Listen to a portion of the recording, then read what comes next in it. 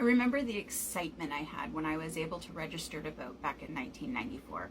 My birthday falls at the end of November, so I wasn't able to vote in that first election, but it wasn't a presidential election, so it really didn't seem all that important to me. It was a couple years away.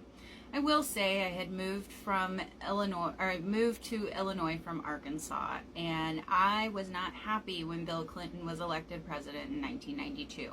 I was 16 and I was going to have to listen to that raspy, annoying voice for at least another 4 years. Let's fast forward to November of 1996. I was almost 20 and I couldn't wait to cast my vote for anybody other than Clinton in my very first presidential election. Well, I walked in and got my ballot.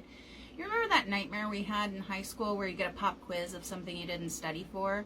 Well, that was the reaction that I felt. It was a giant Scantron, like those tests we used to use, that we used to take our tests on in high school. It was filled with names I had never heard of before, and there were referendums that I wasn't aware of. It was just a crazy, eye-opening experience for me. And at that point, I realized there's so much more to voting than I had ever imagined. It's nearly impossible to escape the headlines and the focus on the national races, and although those races are important, people tend to overlook the importance of local elections.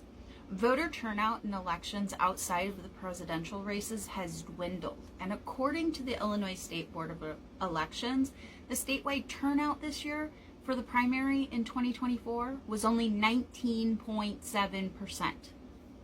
which is the lowest of any primary election since the 1960s. People tend to complain about the school board, how their money is spent. Somebody, the village built a new village hall, put in a new park. But people often don't realize that they actually have the power to weigh in on some of these decisions. Because state and local elections receive less media coverage, it's hard to find information for who and what is on your ballot.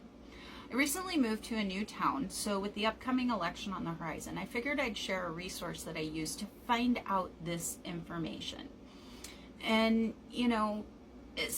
I really encourage you guys to look beyond the presidential election.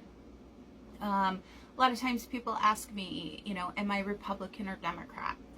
I usually deflect the question and say, something, look, I am going to focus on my local elections, and by the time I turn in my ballot, it's more purple than it is red or blue.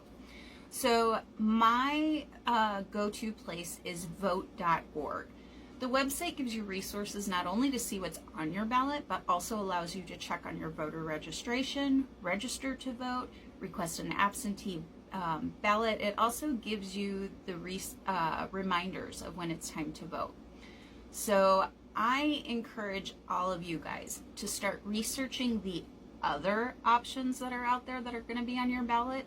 And if you haven't registered to vote, make sure that you do so before the next upcoming election and the deadline passes.